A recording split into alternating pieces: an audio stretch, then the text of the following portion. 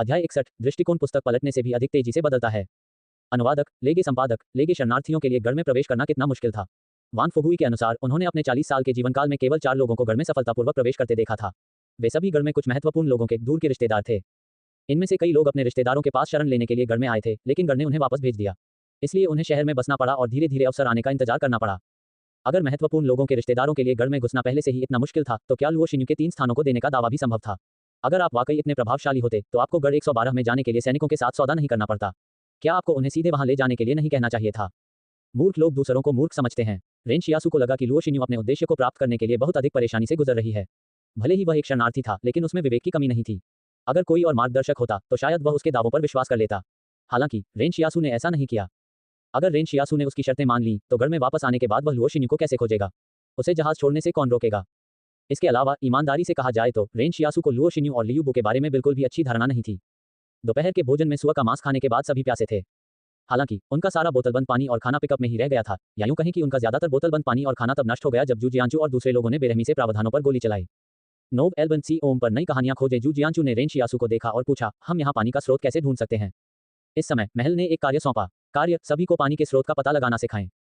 Pub future द्वारा विज्ञापन, आप सिर्फ नदी की तलाश कर सकते हैं या पत्तों से ओस इकट्ठा कर सकते हैं। रेन शियासु ने उनसे जानकारी नहीं छिपाई, लेकिन मैं आपको नदी के किनारे जाने की सलाह नहीं देता। मेरे अनुमान के अनुसार सबसे नजदीकी नदी अभी भी काफी दूर है। अभी के लिए बस इतना ही सहन करें। आप अभी प्यास से नहीं मरेंगे। हम कल सुबह ओस इकट्ठा करेंगे। जू जियांचू ने सिर हिलाया और कहा, धन्यवाद। जू जियांचू से आभार प्राप्त हुआ। जोड़ 1। रेन शियासु ने काफी देर तक इंतजार किया और फिर मन ही मन पूछा, मेरा इनाम कहाँ है। हालांकि महल ने उसकी बात को नजरअंदाज कर दिया। रेन शियासु को आश्चर्य हुआ कि क्या हो रहा है। ऐसा लग रहा था जैसे महल ने पहली बार रेन शियासु को अपरंपरागत तरीकों का सहारा लिए बिना किसी खोज को पूरा करते देखा हो। इसलिए महल को परिणाम पर निर्णय लेने में थोड़ी परेशानी हुई। लंबे समय के बाद रेन शियासु के दिमाग में महल से आवाज आई, खोज पूरी हो गई। 1.0 शक्ति प्रदान की गई। रेन शियासु दंग रह गया। हालांकि खोज पूरी हो चुकी थी, लेकिन यह वह नहीं था जिसकी उसने उम्मीद की थी। उसे फिर से अतिरिक्त ताकत क्यों दी गई।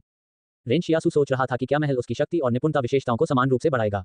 लेकिन अंत में उसकी निपुणता अभी भी 4.1 पर बनी रही, जबकि उसकी शक्ति पहले ही 7.5 तक पहुंच चुकी थी। कुछ और खोजों के साथ रेन शियासु की शक्ति संभवतः एक सामान्य वयस्क की शक्ति से 3 गुना अधिक हो जाएगी। अभी रेन शियासु के पास अभी भी पानी की 2 बोतलें थीं, जिनके बदले उसने आधी मछली खरीदी थी। उन्हें छिपाना संभव नहीं था। आखिरकार उसकी जैकेट की जेबें इतनी ही बड़ी थीं। अचानक लियू बू रेन शियासु के पास आया और बोला, मुझे 1000 युआन में एक बोतल बेचो। रेन शियासु ने उसे देखा, मैं नहीं बेच रहा हूँ। 2000 युआन।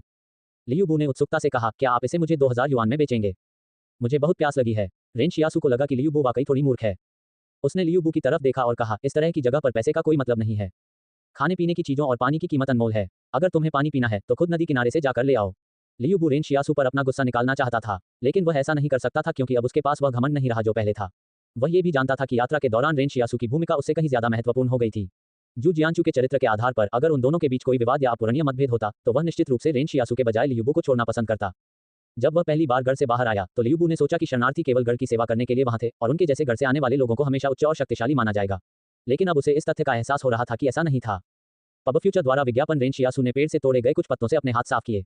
फिर वह वांग लेई की तलाश में चला गया और अधिक आभार टोकन प्राप्त करने के लिए उस पर फिर से चिंता की बौछार की। लेकिन उसके पास असीमित मात्रा में आभार टोकन कैसे हो सकते थे जो वह उससे प्राप्त कर सकता था। रेन शियासु की गर्मजोशी और भावुक देखभाल प्राप्त करने के बाद वांग लेई को एहसास हुआ कि रेन शियासु उसके साथ जिस तरह से व्यवहार कर रहा था, उसमें कुछ गड़बड़ थी। नतीजतन रेन शियासु को वांग लेई के धन्यवाद से कोई और आभार टोकन नहीं मिला। जब रेन शियासु को एहसास हुआ कि उसे वांग लेई से कोई और आभार टोकन नहीं मिल रहा है, तो उसने हार मान ली। अब तक उसके आभार टोकन 84 हो चुके थे। दोपहर में जू जियांचू ने आसमान की ओर देखा और कहा, यह जगह शिविर लगाने के लिए उपयुक्त नहीं है। हमें ऐसी जगह ढूंढनी चाहिए जो जंगली जानवरों को हम पर हमला करने से रोकने के लिए ज्यादा खुली न हो। सभी लोग धीरज रखें और चलते रहें। रेन शियासु ने जू शियांचू के सुझाव से सहमति जताई। सुअर को मारकर बारबेक्यू करने के बाद ये जगह बहुत खतरनाक हो गई थी। ऐसा लग सकता है कि अभी कुछ नहीं हो रहा है, लेकिन रात में जहरीले सांप, कीड़े और चींटियां ज्यादा सक्रिय हो जाती हैं, इसलिए रात होने पर यह सभी के लिए खतरनाक हो सकता है। क्या पहले फेंका गया चूहा सिर्फ कंकाल बनकर नहीं रह गया था। जू जियांचू स्ट्रेचर के पास गया और रेन शियासु से कहा, आओ हम सब मिलकर उसे उठाएं। रेन शियासु ने दुखी होकर कहा, मैं उसे क्यों उठाऊंगा। जू जियांचू और वांग लेई उलझन में थे। रेन शियासु ने लियू बू को देखा और कहा, जाओ और स्ट्रेचर उठाओ। अगर तुम इसे नहीं उठाओगे तो मैं तुम्हें काट डालूंगा। लियू बू लगभग टूट गया। क्या वह पागल हो गया था। शिविर में मौजूद अन्य लोग इस घटना से हैरान थे। उन्होंने सोचा, क्या तुम सिजो हो या कुछ और। तुम्हारा रवैया इतनी जल्दी क्यों बदल गया। क्या तुमने नहीं कहा था कि जो कोई भी आज सुबह स्ट्रेचर उठाने की कोशिश करेगा तुम उसे काट डालोगे। जू जियांचू अब और समय बर्बाद नहीं करना चाहता था। उसने कहा, महिलाओं को छोड़कर सभी लोग बारी बारी से घायलों को ले जाएंगे। आप में से कुछ लोग भी किसी समय घायल हो सकते हैं। अगर आप नहीं चाहते कि ऐसा होने पर आपको मरने के लिए छोड़ दिया जाए, तो आपको अभी मदद करनी चाहिए। रेन शियासु को अचानक लगा कि जू शियांचू काफी तर्कसंगत व्यक्ति है। टीम के साथ चाहे जो भी हो, वह सभी को वापस पटरी पर लाने की पूरी कोशिश करेगा। रास्ते में कुछ बदमाश सैनिक फिर से लुओ शिन्यू के करीब आने लगे। वे लुओ शिन्यू के पास से गुजरते समय लापरवाही से अपनी बाहें उसके ऊपर छूने का नाटक भी करते, लेकिन लुओ शिन्यू हमेशा ये सब देखती रहती और उनके आगे बढ़ने से बचने की कोशिश करती, जिसके बाद कुछ सैनिक विकृत रूप से हंसने लगते। तार्किक रूप से कहें तो लियूबो और लुओ शिन्यू के बीच अच्छे संबंध होने चाहिए, लेकिन लियूबो ने ये देखकर बोलने की हिम्मत भी नहीं की। वह सैनिकों को कैसे नाराज कर सकता था। जू शियाचू और रेन शियासू के साथ एक सड़क अवरोध का सामना करने के बाद लुओ शिन्यू कुछ हद तक असमंजस में थी। उसे नहीं पता था कि क्या करना है और वह केवल निष्क्रिय रूप से उनसे बच सकती थी। इसके अलावा सैनिकों ने अपना पार्श्विक पक्ष प्रकट करना शुरू कर दिया था, क्योंकि वे स्वयं को ऐसी खतरनाक स्थिति में फंसा हुआ पा रहे थे जिसमें वे कल तक भी जीवित नहीं बच पाएंगे। लेकिन रेन शियासू हस्तक्षेप नहीं करना चाहता था। जैसे जैसे टीम आगे बढ़ी, उसे याद आया कि उसने एक और कौशल दोहराव स्क्रॉल प्राप्त किया है। उसने सोचा कि क्या वह इस बार यांग शियाओजिन के उन्नत युद्ध कौशल की नकल कर सकता है। हालांकि जब रेन शियासू ने यांग शियाओजिन को देखने के लिए अपना सिर उठाया तो उसने देखा कि वह एक सैनिक के सिर पर बंदूक तान रही है। यांग शियाओजिन ने रेन शियासू की ओर मुड़कर कहा, उसकी बंदूक अब तुम्हारी है। अध्याय 62 अपनी गरिमा बनाए रखें। अनुवादक लेगे संपादक लेगे जिस सैनिक यांग शियाओजिन पर बंदूक तान रही थी वही लुओ शिन्यू को सबसे ज्यादा परेशान करता था। इसलिए रेन शियाओजू ने सोचा कि यांग शियाओजिन अंततः लुओ शिन्यू की मदद करने जा रही है। पहले रेन शियासू ने सोचा था कि यांग शियाओजिन भी कोई ऐसी महिला है जो खुद के अलावा किसी और की परवाह नहीं करती। हालांकि उसने कभी नहीं सोचा था कि वह लुओ शिन्यू को सैनिकों द्वारा परेशान होते देखना नहीं कर सकती। शायद महिलाओं के लिए यही सबसे बड़ी बात थी। मोर्चे पर मौजूद लोगों ने इस हंगामे को देखा और सोचा कि क्या यांग शियाओजिन और सैनिकों के बीच हिंसक झड़प होगी। रेन शियासू ने जू जियांचू को देखा और पाया कि वह भौचक्का था, लेकिन बीच में कदम रखने वाला नहीं था। ऐसा लग रहा था कि जू जियांचू को भी लगा कि ये सैनिक बहुत आगे निकल गए हैं। इस बीच किसी भी अन्य सैनिक ने आगे आकर सैनिकों के पक्ष में बोलने की हिम्मत नहीं दिखाई। एक नजर में ये साफ था कि उनकी टीम एकजुट नहीं थी। हालांकि रेन शियासू का इरादा उनके साथ ईमानदारी से पेश आने का नहीं था। वह सैनिक के ठीक बगल में चला गया और होलिस्टर से अपनी बंदूक निकाल ली। जब ये सैनिक भाग रहे थे तो उन्हें लगा कि उनके हथियार बहुत भारी हैं, इसलिए उन्होंने अपनी राइफलें फेंक दी और अपने हथियार रख लिए। सिपाही ने ठंडे स्वर में कहा, क्या आप जानते हैं कि किसी सिपाही से बंदूक छीनना कितना गंभीर अपराध है? यांग जियाओजिन ने शांति से कहा, अगर तुम मुझे फिर से खतरे में डालोगे तो तुम मर जाओगे। रेन शियासू ने जब ये सुना तो लगभग तालियां बजाईं। वह वास्तव में एक फायर गर्ल थी। जब उसने सैनिक की बंदूक को होलिस्टर से बाहर निकाला तो सैनिक ने अपने सीधे हाथ से उसे अपनी कमर पर पकड़ लिया। वह टाइप रेन शियासू को अपनी बंदूक लेने से रोकने की कोशिश कर रहा था। हालांकि रेन शियासू की मौजूदा ताकत इतनी अधिक थी कि यह अकल्पनीय थी। उसने सैनिक की हर उंगली को बलपूर्वक अलग कर दिया। यदि यह सैनिक बीच में ही हार न माने तो रेन शियासू ने स्पष्ट रूप से उसकी उंगलियां तोड़ दी। यह एक बंदूक थी। रेन शियासू अंततः खुलेआम बंदूक थाम सकता था। जब से उसने उन्नत फायरआर्म्स प्रोफिशिएंसी हासिल की है, उसे कभी भी खुलेआम बंदूक थमाने का मौका नहीं मिला था। जिस सैनिक की बंदूक जब्त की गई थी उसने रेन शियासू की ओर देखा। क्या तुमने मुझसे बंदूक नहीं छीनी है? तुम अभी भी मुझे क्यों छू रहे हो? पब फ्यूचर द्वारा विज्ञापन पत्रिका कहाँ है? रेन शियासू ने पूछा। सिपाही अवाक रह गया। ये वर्दी के बाईं ओर है। जैसे ही उसने रेन शियासू को अपने व्यक्ति की तलाशी जारी रखने दी, उसने यांग शियाओजिन पर मजाकिया करते हुए कहा, भले ही आप उसे बंदूक दे दें, क्या वह इसका उपयोग करना जानता है? वह केवल एक शरणार्थी है। दूसरों को भी लगा कि सैनिकों की बातें गलत नहीं थीं। केवल यांग शियाओजिन को इस पर थोड़ा संदेह हुआ जब उसने देखा कि रेन शियासू ने बंदूक कैसे पकड़ी थी। यांग शियाओजिन निस्संदेह यहाँ के सभी लोगों में से सबसे ज्यादा आग्नेयास्त्रों की जानकार थी। अन्यथा महल ने उसके कौशल का मूल्यांकन उत्तम नहीं माना होता। इसलिए जब दूसरों ने सोचा कि रेन शियासू को बंदूक चलाना नहीं आता, भले ही वह बंदूक लेकर चले, तो उसने पहले ही देख लिया था कि बंदूक पकड़ने का उसका तरीका बहुत स्वाभाविक और कुशल था। भले ही उसका हाथ नीचे था, फिर भी वह बंदूक को तुरंत उठाने के लिए सबसे उपयुक्त कोण पर रखा हुआ था। यह ऐसा कौशल नहीं था जो एक शरणार्थी के पास होना चाहिए। दूसरे लोग नहीं बता सकते थे, लेकिन यांग शियाओजिन जरूर बता सकता था। लेकिन वह इस बारे में ज्यादा देर तक नहीं सोचती रही। उसने बस सिपाही से कहा, चले जाओ। अपने हथियार छीन लिए जाने से शायद एक सैनिक को सबसे ज्यादा अपमान का सामना करना पड़ सकता है। वह सैनिक एक तरफ खड़ा होकर भयानक रूप से पीला दिख रहा था। जब जू जियांचू ने देखा कि मामला सुलझ गया है तो उसने कहा, चलो आगे बढ़ते रहें। हमें सूर्यास्त से पहले एक उपयुक्त शिविर स्थल ढूंढना होगा। जू जियांचू टीम में चल रही गड़बड़ियों में शामिल नहीं होना चाहता था। उसके दिमाग में जिंग पर्वत पर जाने के अलावा और कुछ नहीं था। रास्ते में सैनिकों ने अपने और लुओ शिन्यू, यांग शियाओजिन और रेन शियासू के बीच एक स्पष्ट सीमा रेखा खींच दी। दोनों पक्ष एक दूसरे से दूरी बनाए हुए थे। हालांकि रेन शियासू कुछ सोच रहा था। अगर यांग शियाओजिन ने लुओ शिन्यू की मदद करने पर जोर दिया या यहाँ तक कि उसे इस जगह से बाहर निकलने में मदद करने की पेशकश की, तो शायद उसके पास अपने अस्थायी गठबंधन को छोड़ने के अलावा कोई विकल्प नहीं होगा। इस समय लुओ शिन्यू ने यांग शियाओजिन से कहा, मेरी मदद करने के लिए धन्यवाद। मुझे उम्मीद है कि हम आने वाले दिनों में जिंग पर्वत से बाहर निकलने के लिए मिलकर काम कर सकते हैं।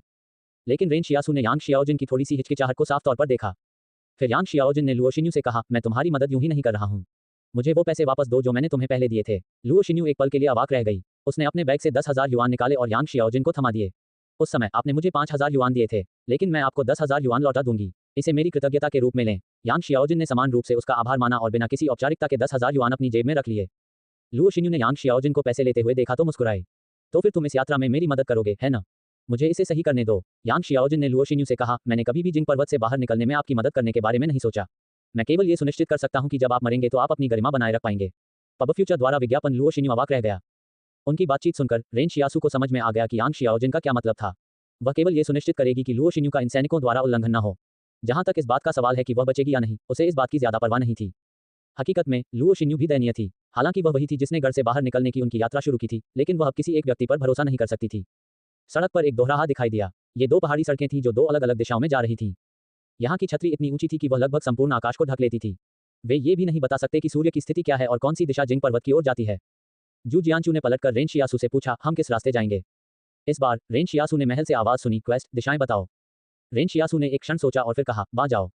खोज पूरी हुई। 1.0 सिद्धता प्रदान की गई। रेन शियासू को ऐसा लग रहा था कि उनकी मांसपेशियों का घनत्व फिर से मजबूत हो रहा है। वह अंततः किसी बात की पुष्टि कर सकता था। ताकत और आध्यात्मिकता मिलकर ही असली मांसपेशियों का घनत्व बनाते हैं। बाकी ताकत या आशीर्वाद बढ़ाना ही काफी नहीं है। इस समय जिस सैनिक की बंदूक जब्त की गई थी, उसने ठंडे स्वर में कहा, क्या तुमने नहीं कहा था कि तुम पहले कभी इतने दूर नहीं गए हो? मुझे याद है कि तुमने बताया था कि तुम बाहर आने से पहले कुछ दिनों तक घाटी में छिपे रहे थे। तो तुम्हें कैसे पता चला कि तुम्हें किस रास्ते पर जाना है? रेन शियासू ने शांति से कहा, मुझे नहीं लगता। जू जियांचू और यांग शियाओजिन अवाक रह गए। सभी अवाक रह गए। अगर आपको रास्ता नहीं पता तो आपने हमें छोड़ जाने को क्यों कहा? हालांकि रेन शियासू पर कोई दबाव नहीं था। उसे केवल महल की खोज के लिए दिशा निर्देश देने के लिए कहा गया था। यह नहीं बताया गया था कि उसे कहां निर्देशित किया गया है। चाहे वह सही रास्ता जानता हो या नहीं, उसे बस आगे का रास्ता बताना था।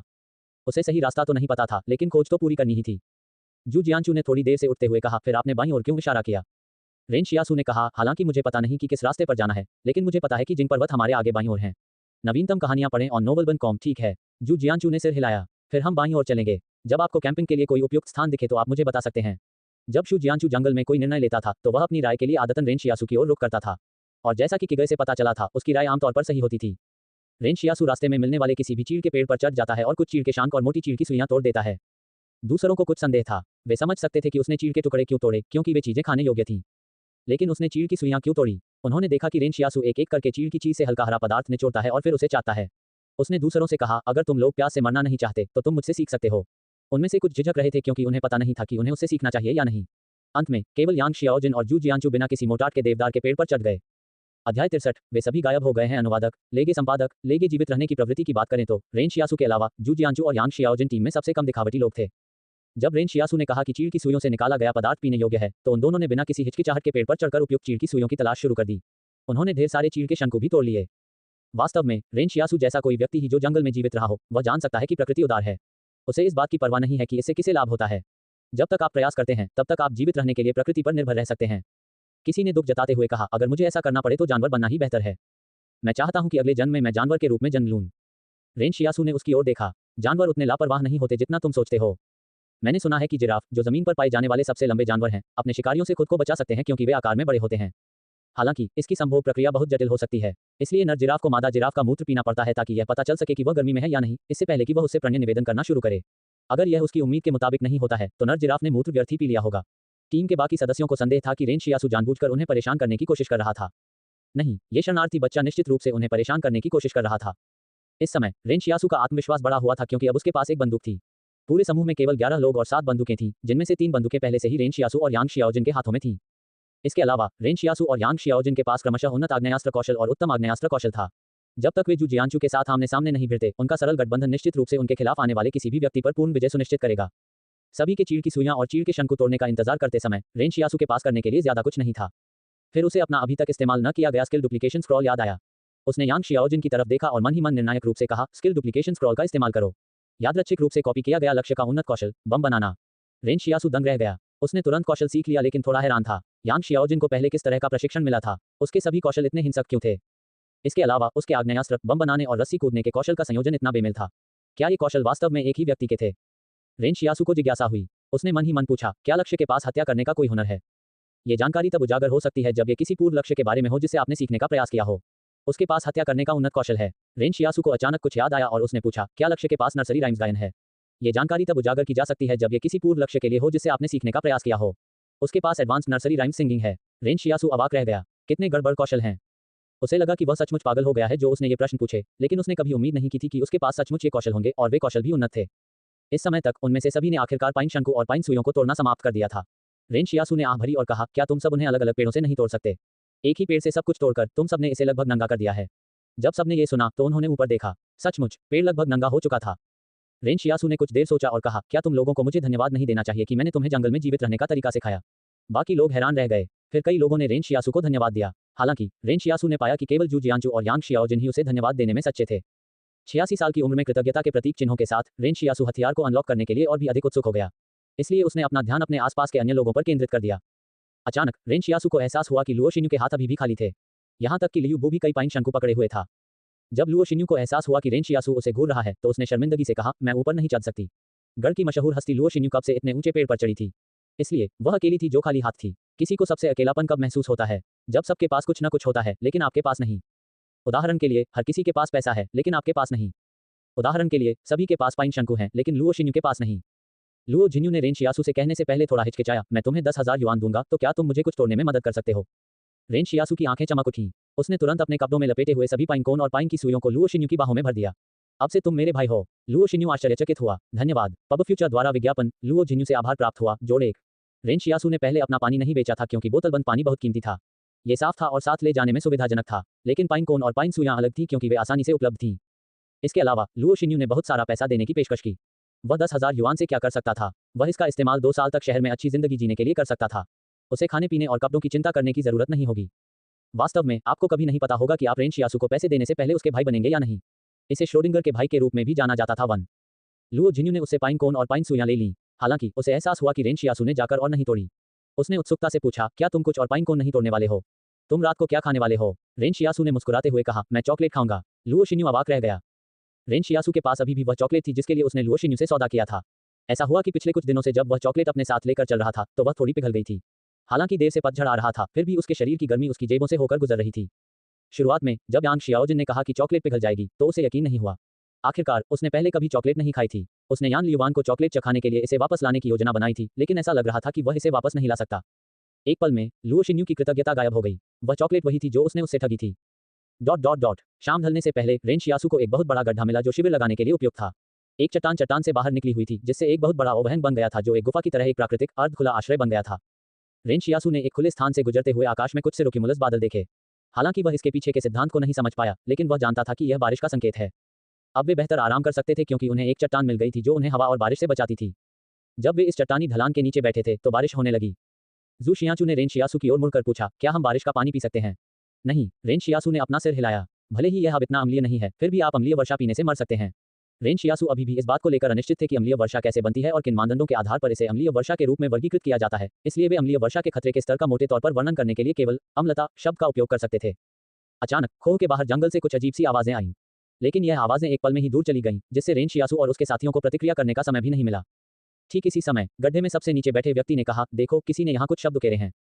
रेन शियासु और जू शियाचू दीवार के पास गए और किसी ने खोखली जगह पर 2 टेढ़ी मेढ़ी लाइनें उकेरी थीं, जिन्हें देखकर वे हैरान रह गए। हमने जंगल में कुछ अजीब परछाइयां चलती देखीं। वे गायब हो गई हैं, वे सभी गायब हो गई हैं। टिप्पणी 1 सभी टिप्पणियां देखें। इस अध्याय को रेट करें, पावर स्टोन के साथ वोट करें, उपहार भेजें। अध्याय 64 उपग्रह अनुवादक, लेगे संपादक, लेगे। जब सबने लिखावट की 2 पंक्तियां देखी तो वहां का वातावरण ठंडा पड़ गया। आज जंगल में प्रवेश करने के बाद से समूह को किसी और खतरे का सामना नहीं करना पड़ा। रात भर की नींद की थकावट के अलावा कोई और अजीब घटना नहीं हुई। इससे सभी को यह गलत धारणा हो गई कि यह जगह घाटी और उन अन्य जगहों से ज्यादा सुरक्षित है जहां वे यात्रा के दौरान पहले गए थे। वे घाटी के बाहर लिखी चेतावनी के बारे में भी लगभग भूल गए थे, लेकिन इस समय उन्हें सब कुछ याद आ रहा था। जू शिया की लापता लाश, चेहरे पर भयानक कीड़े और चट्टान की दीवार पर खुदे हुए शब्द जो चेतावनी देते हैं, हे जीवित लोगों, यहीं रुक जाओ। क्या अब तक कोई लापता हुआ है? जू जियांचू की पहली प्रतिक्रिया अपने समूह में लोगों की संख्या गिनना था। हालांकि उसने पाया कि कोई भी लापता नहीं था। क्या कोई यहाँ उन शब्दों को उकेर कर हमारे साथ कोई चाल चल रहा है? लियू बू ने आश्चर्य जताया। इस खोह में किसी भी संघर्ष के कोई संकेत नहीं है और हमें रास्ते में किसी भी इंसान या जंगली जानवर के कंकाल के अवशेष भी नहीं दिखे। नए अध्याय N0VALIN को पर प्रकाशित किए गए हैं।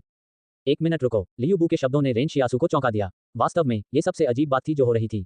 कुछ कंकाल के अवशेष आमतौर पर पूरे जंगल में बिखरे हुए होते हैं। चाहे वे पक्षी हों, सांप हो या कोई बड़ा जंगली जानवर, उनके कंकाल के अवशेष आमतौर पर देखे जा सकते हैं। पब फ्यूचर द्वारा विज्ञापन। लेकिन इस जंगल के बारे में सबसे अजीब बात यह थी कि रेन शियासु को अभी तक एक बार भी कोई कंकाल नहीं मिला था, सिवाय उस चूहे के जिसे उसने फेंक दिया था। इस समय रेन शियासु ये पुष्टि करने के लिए पीछे मुड़ना चाहता था कि क्या चूहे का कंकाल भी गायब हो गया है। आखिरकार इसे फेंके हुए बहुत समय नहीं हुआ था और जब वह सुबह इसे देखने गया था तब भी कुछ हड्डियां बची हुई थीं, लेकिन अब तक हड्डियां गायब हो गई होंगी। जूशिया के शरीर और मछली के टुकड़ों और हड्डियों के लिए भी यही स्थिति थी। इस विशाल जंगल में कुछ खौफनाक था। एक सैनिक ने पूछा, ऐसा लगता है कि पिछले साल कुछ लोग यहाँ आए हैं और यह एक बहुत बड़ा समूह भी था। लेकिन पिछले साल के दौरान स्ट्रॉन्ग होल्ड 113 से लगभग कोई भी यहाँ जिंग पर्वतों पर नहीं आया है। हो सकता है कि गढ़ 112 के लोग हमारे गढ़ की ओर यात्रा कर रहे हों, लेकिन उनके साथ कुछ अप्रत्याशित हुआ। जू जियांचू ने अपनी याददाश्त को टटोला। लेकिन चूंकि हम निजी सेना में सबसे निचले दर्जे के सैनिक हैं, इसलिए हम यह नहीं जान सकते कि यहाँ कौन आया है। जू जियांचू इस बारे में सही थे। वे निजी सेना में सबसे महत्वहीन लोग थे, तो उच्च अधिकारी उन्हें वह सारी जानकारी क्यों बताएंगे जो वे जानते थे।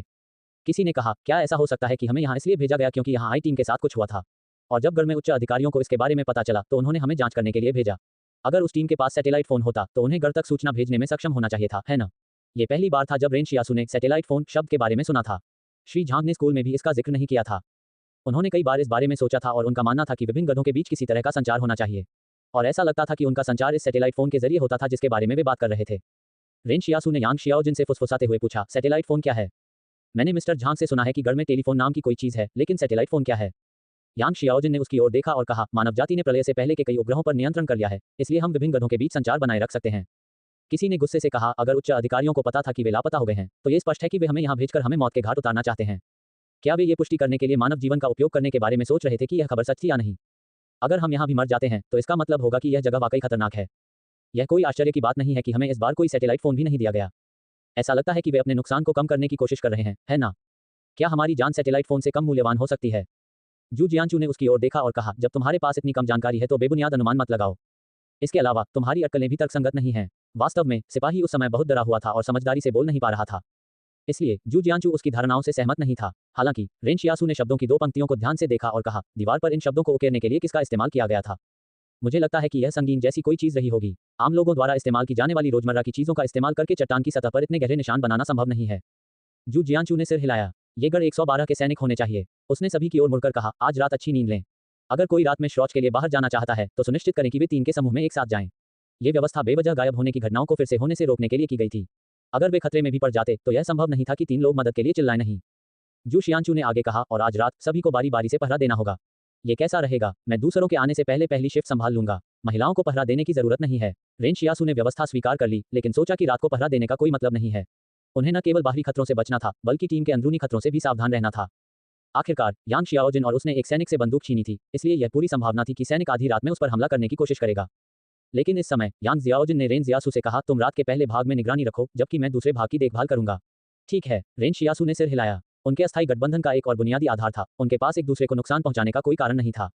यांग जियाओजिन ने कहा, मैं थोड़ी देर के लिए बाहर जा रहा हूं। रेन शियासू ने सोचा, क्या तुम्हें डर नहीं लगता कि तुम्हारे साथ कुछ हो जाएगा? उसने उससे पूछा, क्या तुम्हें मेरी जरूरत है कि मैं तुम्हारे साथ चलूं? यांग शियाओजिन ने कुछ देर रुकने के बाद धीमी आवाज में कहा, इसकी कोई जरूरत नहीं है। रेन शियासू थोड़ा हैरान था। क्या ये लड़की थोड़ी ज्यादा बहादुर नहीं है? आखिर वह किस तरह का हुनर छिपा रही है? उनके बगल में लुओ शिन्यू खड़ी हुई और बोली, मुझे अपने साथ चलने दो। फिर वह रेन शियासू की ओर मुड़ी और उसे देखा। तुम वाकई अज्ञानी हो। रेन शियासू को शर्मिंदगी से अपना चेहरा जलता हुआ महसूस हुआ। उसे एहसास हुआ कि क्या हो रहा है। दोनों लड़कियां बारिश का सामना करते हुए बाहर चली गईं। जू जियांचू ने उन्हें देखा, लेकिन कुछ नहीं कहा। एक सैनिक ने मजाक उड़ाते हुए फुसफुसाया, अगर वे दोनों लड़कियां गायब हो गईं तो ये बहुत दुख की बात होगी। लेकिन 5 मिनट से भी कम समय बाद यांग शियाओजिन और लुओ शिन्यू वापस खोखले स्थान पर आ गए, जैसे कि कुछ हुआ ही न हो। क्या कुछ बदल गया था? क्या ऐसा हो सकता है कि टीम जंगल में मौजूद अजीब परछाइयों के निशाने पर नहीं थी? जब 2 सैनिकों ने देखा कि वे वापस आ गए हैं, तो वे उठ खड़े हुए और बोले, हम भी शौच के लिए बाहर चलेंगे। अब और नहीं रुक सकते। दोनों पुरुषों ने वास्तव में दोनों लड़कियों को रास्ता तलाशने के लिए आगे जाने दिया था, इससे पहले कि वे खुद बाहर निकलने की हिम्मत करें। इसके अलावा उन दोनों ने डर के मारे अपनी पैंट भी लगभग पेशाब कर ली थी। वे वास्तव में अब और नहीं रोक सकते थे। दरअसल उन्होंने खुद को खोखले में शौच करने की योजना बनाई थी। लेकिन क्या यांग शियाओजिन और लुओ शिन्यू ठीक ठाक वापस नहीं आए? इसलिए उन्हें हिम्मत जुटानी पड़ी और बाहर निकलना पड़ा। जू जियांचू ने सिर हिलाया और कहा, जल्दी वापस आओ। वहां धूम्रपान करके समय बर्बाद मत करो। इसकी चिंता मत करो। दोनों सैनिकों ने अपने कपड़े पहने और बाहर चले गए। रेन शियासू चॉकलेट खा रहा था और यांग शियाओजिन को देख रहा था, जो खुद को खोह में सुखा रही थी। उत्सुकता से उसने पूछा, क्या तुम दोनों को वहां कुछ नहीं हुआ? नहीं, यांग जियाओजिन ने सरलता से उत्तर दिया। खोह में किसी ने आग जला दी। सभी ने आग में चीड़ के शंकु फेंके और फिर उन्होंने चीड़ की सुइयों से तरल पदार्थ निचोड़ना शुरू कर दिया और अपनी प्यास बुझाने के लिए उसे चाटना शुरू कर दिया। आग में भूनते समय पाइन शंकु चटकने लगे। हर कोई इससे गर्म हो गया। उन्हें ऐसा लगा जैसे वे फिर से जीवित हो गए हों। तभी जू शियांचू ने खोह से बाहर देखा। वे वापस क्यों नहीं आए? अध्याय 65, वापसी के लक्षण। अनुवादक, लेगे संपादक, लेगे जो 2 सैनिक अभी तक वापस नहीं आए थे, उन्होंने तुरंत साहस की बाहर निकलने की कोशिश की जब उन्होंने देखा कि यांग शियाओजिन और लुओ शिन्यू को कुछ नहीं हुआ है। एक साथ बाहर जाकर उसे आवश्यक सावधानियां बरतनी पड़ी। लेकिन अब लगभग 10 मिनट बीत चुके थे, वे दोनों अभी भी वापस नहीं आए थे। जू शियांचू खोह के किनारे पर खड़ा जंगल में झांक रहा था। हालांकि अभी शाम ही हुई थी, लेकिन बारिश के कारण आसमान पहले ही काला हो चुका था। क्या उनके साथ कुछ हुआ होगा? किसी ने पूछा, लेकिन कोई आवाज नहीं थी। किसी ने कहा, खोह के कोने में सैकड़ों। निश्चित रूप से उन पर एक ही समय में हमला नहीं किया गया होगा और कोई आवाज नहीं हुई होगी, है ना? तर्क रूप से कहना तो ऐसा ही होना चाहिए था, लेकिन क्या यही बात है? और यह भी नहीं जलेगी। जू जियांचू ने सभी को पहाड़ों में बाहर जाने का निर्देश दिया था, लेकिन फिर भी कुछ हुआ। जू जियांचू ने कहा, ज्यादा मत सोचो। हो सकता है कि उन्हें बस थोड़ी सी देर हुई हो। आखिरकार अभी मात्र 10 मिनट ही हुए हैं। खोह में मौजूद सभी लोग शांत हो गए। हालांकि जू जियांचू ने इस बात को सभी को विश्वास में लिया, लेकिन समय बीतने के साथ वे दोनों सैनिक फिर से प्रकट नहीं हुए। जू जियांचू ने कहा, कौन मेरे साथ जाकर उन्हें तैयार करता है? रेन शियाओजू हैरान रह गया। जू जियांचू तो अज्ञात खतरे और अम्लीय वर्षा का जोखिम भरे जंगल में जाकर अपनी महारतों की तलाश करने के लिए भी तैयार था। पब फ्यूचर द्वारा विज्ञापन, लेकिन खोह में कोई भी स्वेच्छा से आगे नहीं आया। ऐसे समय में कौन बाहर जाकर मौत की तलाश करने को तैयार होगा? कुछ सैनिकों ने तो खोह के सबसे भीतरी हिस्से में पेशाब भी कर दिया और पूरी खोह को पेशाब की गंध से भर दिया। नतीजतन रेन शियासू और अन्य लोगों को खोह के बाहरी हिस्से के पास बैठने के लिए मजबूर होना पड़ा, जहां वेंटिलेशन था। हालांकि वहां थोड़ी ठंड थी, कम से कम उनमें इसकी गंध नहीं आई। जू जियांचू ने आह भरते हुए कहा, यदि आप सभी दूसरों की मदद नहीं करते हैं, तो जब आपके साथ ऐसा हो तो दूसरों को मदद न करने के लिए दोष न दें। रेन शियासु को इस बात की चिंता नहीं थी क्योंकि उसे उम्मीद नहीं थी कि कोई उसे माफ कर देगा। यहाँ तक कि यांग शियाओजिन, जो उसका सहयोगी था, शायद किसी भी खतरे की स्थिति में सभी को छोड़ देगा। NoVALBon.com पर नया अध्याय पढ़ें। चूंकि वे एक दूसरे से संबंधित नहीं थे, इसलिए यह अच्छी बात थी कि वे एक दूसरे को नुकसान नहीं पहुंचाते। बाहर से जंगल में बारिश की आवाज आ रही थी। रेन शियासु ने यांग शियाओजिन से कहा, मैं रात के पहले पहर तक निगरानी रखूंगा। तुम जाकर थोड़ा आराम करो। बारिश के बाद जंगल की जमीन पर चलना बहुत मुश्किल हो जाएगा। इससे तुम्हारी बहुत ज्यादा सहनशक्ति खर्च हो जाएगी। उन सैनिकों से भी सावधान रहो, वे कोई अच्छा काम नहीं करने वाले हैं। जब से उन दोनों ने बंदूक पकड़ी थी, रेन शियासु को पता था कि सैनिक समय समय पर एक साथ इकट्ठा होंगे। यह उनके लिए संभावित परेशानी का सबब बन सकता था, लेकिन रेन शियासु को अभी तक ये नहीं पता था कि इसे कैसे निपटना है। यांग जियाओजिन ने सिर हिलाया, फिर उसने अपनी आंखें बंद कर लीं और थोड़ा आराम करने के लिए दीवार से टिक गई। लेकिन फिर भी यांग जियाओजिन की बंदूक अभी भी सभी पर तान रही थी, जिसमें रेन जियासु भी शामिल था। रेन शियासु मुस्कुराया और उसे इस बात से कोई आपत्ति नहीं हुई। अगर वह होता तो वह भी ऐसा ही करता। 11 लोगों की टीम बेवजह 9 में बदल गई थी। रेन शियासु ने खोह में बचे हुए सैनिकों को देखा और उनमें से कुछ को बैठे और धूम्रपान करते हुए देखा। सिगरेट के धुएं में अभी भी ऐसी गंध थी जिससे रेन शियासु को उबकाई आ रही थी। उनके लिए ये कल्पना करना कठिन था कि गढ़ की सुरक्षा कितनी कमजोर थी, जबकि गढ़ के सैनिक भी स्वयं को उत्तेजित करने के लिए ऐसी मनोविकारकारी दवाओं का प्रयोग कर रहे थे। क्या ये केवल गढ़ 113 में ही हो रहा था या अन्य गढ़ों के अधिकांश सैनिकों के साथ भी ऐसा ही हो रहा था? ये सैनिक अपने साथ काफी सिगरेट लेकर आए थे और लियू बू ने उनके लिए 10 पैकेट भी तैयार किए थे। हालांकि भागने के दौरान उनमें से ज्यादातर सिगरेटें खो गईं। अभी उनमें से हर एक के पास सिर्फ आधा पैकेट या पूरा पैकेट बचा था, जबकि कुछ के पास तो बिल्कुल भी सिगरेट नहीं बची थी। वहां बैठे लोगों का समूह एक साथ धूम्रपान कर रहा था, जिससे पूरा गड्ढा धुएं से भर गया। सौभाग्य से रेन शियासु, यांग शियाओजिन और लुओ शिन्यू सभी गड्ढे के बाहरी किनारे पर बैठे थे, इसलिए वे बहुत प्रभावित नहीं हुए। उन्होंने एक सैनिक को दूसरे से यह कहते सुना, मुझे एक सिगरेट उधार दो। मेरी सिगरेट खत्म हो गई है। मेरे पास भी सिगरेट खत्म हो गई है। यह मेरी आखिरी सिगरेट है। उसके बगल में खड़ा सिपाही थोड़ा दूसरी तरफ चला गया। दरअसल उसकी जेब में अभी भी आधे से ज्यादा पैकेट बचे थे, लेकिन उनके आगे के दिन अभी भी बहुत लंबे थे। कौन जानता था कि उन्हें इस जगह से निकलने में कितना समय लगेगा। उसके पास खुद के लिए भी पर्याप्त नहीं था।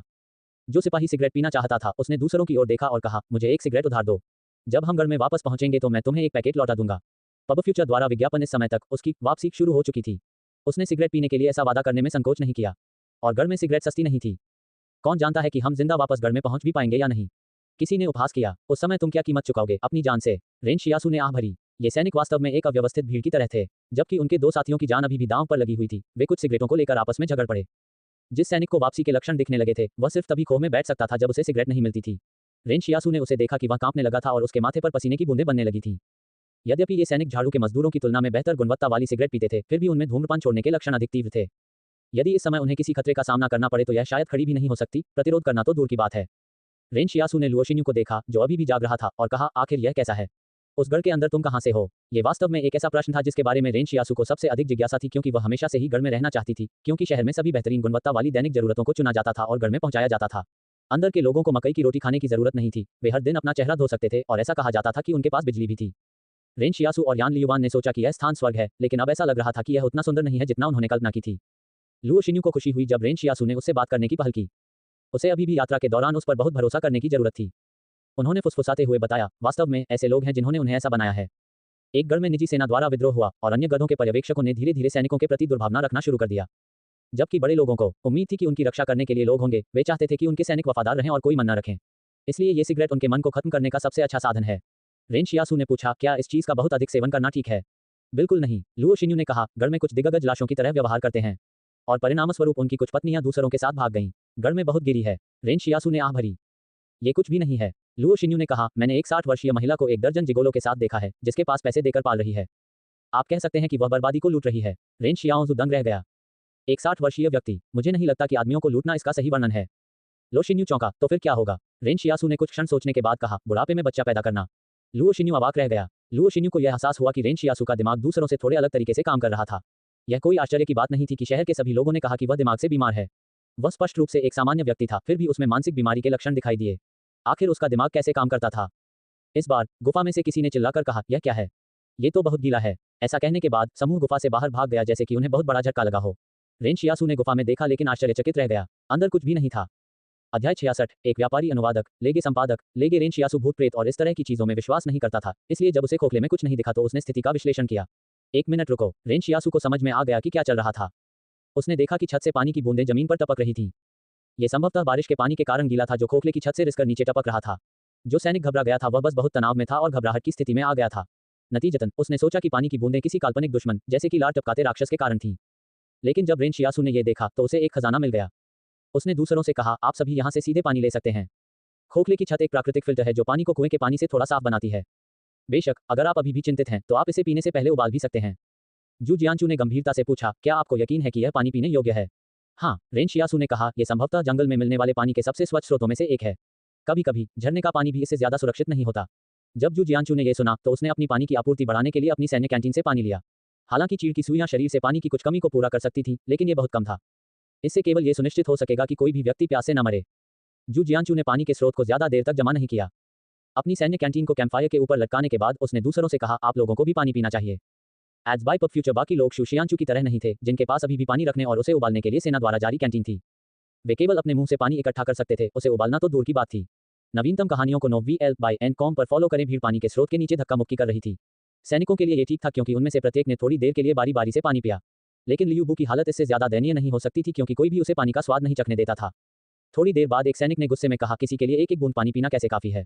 रेन शियासू की जेब में अभी भी 2 बोतल पानी है। वह हमें चट्टान की दीवार और देवदार की सुइयों को चाटने के लिए मजबूर कर रहा है, जबकि वह खुद बोतल से पानी पी रहा है। कौन जानता है कि पानी में कोई समस्या है या नहीं? कई सैनिक क्रोधित हो गए। हालांकि रेन शियासू और यांग शियाओजिन के हाथों में एक एक बंदूक थी, इसलिए उन्होंने उनके सामने कुछ भी कहने की हिम्मत नहीं की। जब रेन शियासू ने यह देखा तो उसने सोचा कि अगर वह अपनी चीजें महल में रख सके तो कितना बढ़िया होगा। वह कल चुपके से बोतल बंद पानी महल में रख सकता है और दूसरों से दावा कर सकता है कि उसने गलती से इसे खो दिया है। इस तरह कोई भी उसे निशाना नहीं बनाएगा। अन्यथा अगर ये लोग पानी के लिए पागल हो गए तो कोई उन पर हमला करने का जोखिम भी उठा सकता है। फिलहाल पानी की 2 बोतलें उसकी जैकेट की जेबों में थीं। उसने जेबों में हाथ डाला और पानी की बोतलों को पकड़कर उन्हें महल में वापस रखने की कोशिश की। लेकिन महल से आवाज आई, भंडारण अधिकार प्राप्त नहीं हुए हैं। रेन शियासू ने आवाज सुनी तो वह परेशान और उदास हो गया। आपको कम से कम मुझे ये तो बताना चाहिए कि अधिकार कैसे प्राप्त किए जाएं, है ना? मैं महल में काली दवा को तो आजादी से रख सकता हूं, लेकिन बोतलबंद पानी को नहीं। क्यों? बोतलबंद पानी को क्यों नहीं रखा जा सकता? जब रेन शियासू एक तरफ हट गया तो लुओ शिन्यू ने उसकी तरफ देखा। तुम पानी पीने क्यों नहीं जा रहे हो? रेन शियासू ने लुओ शिन्यू की शंका भरी नजर देखी। ये स्पष्ट था कि उसे विश्वास नहीं था कि वह इतना उदार होगा।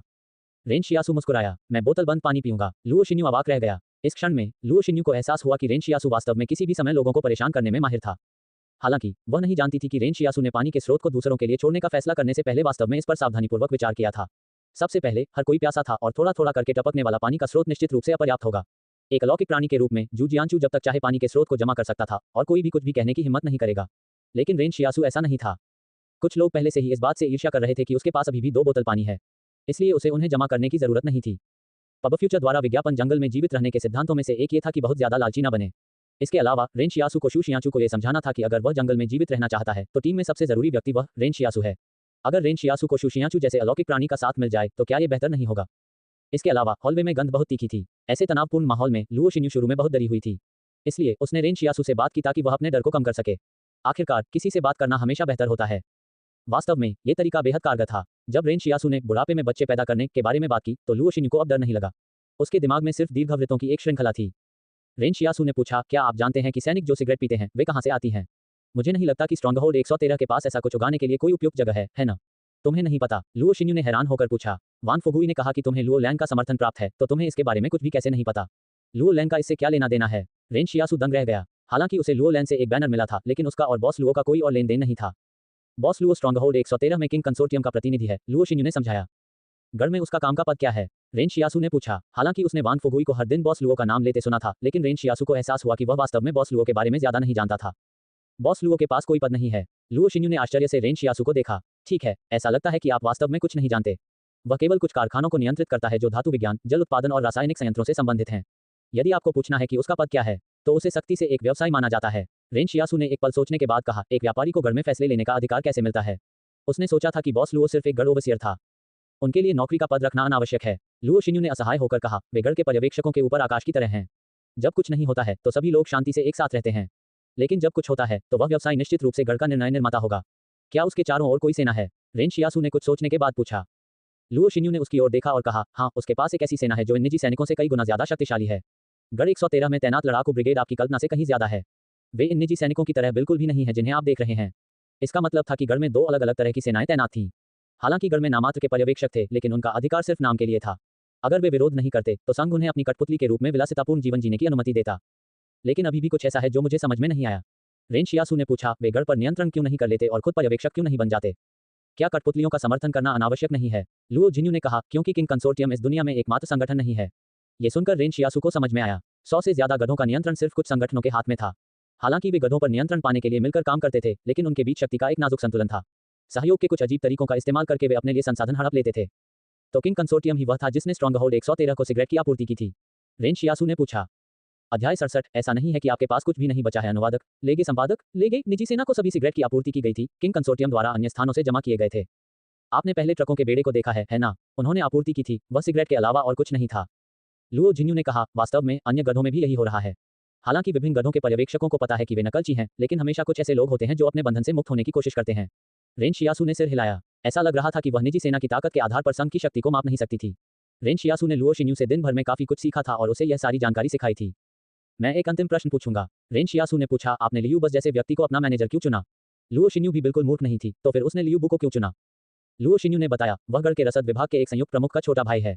रेन शियासु इसके पीछे कुछ कारणों को कमोबेश समझ सकता था, लेकिन वह ये नहीं जानता था कि लॉजिस्टिक्स डिवीजन में एक यूनिट प्रमुख के पास किस प्रकार का अधिकार होता है। लुओ शिन्यू को लगा कि यांग शियाओजिन और रेन शियासु के साथ उसका रिश्ता थोड़ा और करीब आ गया है।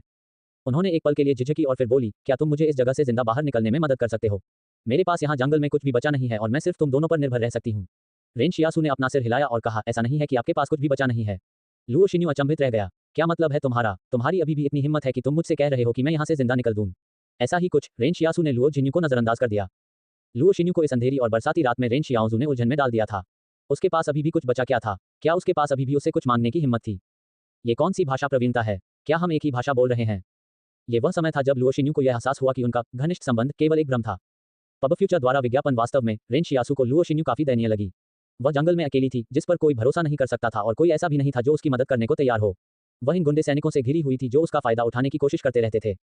लेकिन कौन दयानीय नहीं था? यान लियुवान, जो अपनी इच्छा की इकाइयों से उत्पन्न पीड़ा से शहर में पीड़ित था, क्या वह दयानीय नहीं थी?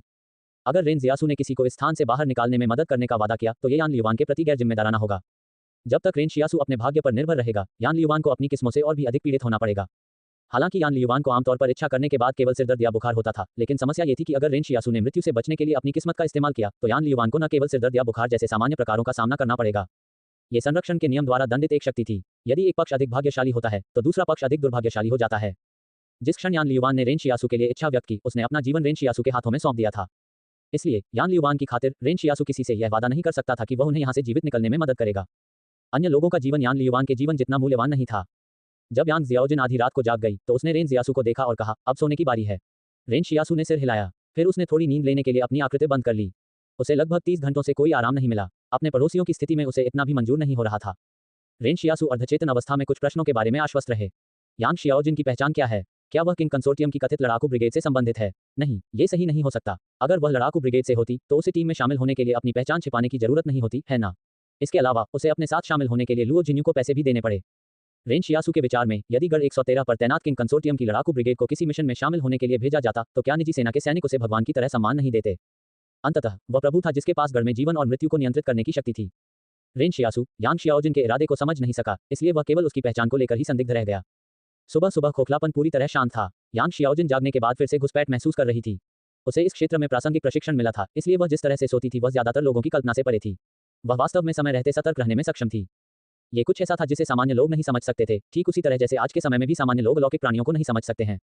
बाहर बारिश रुक गई। जैसा कि रेन शियासु ने कहा था, बारिश के बाद जंगल की मिट्टी से भर गई थी। कल की यात्रा में शायद कुछ लोग पीछे रह जाएंगे।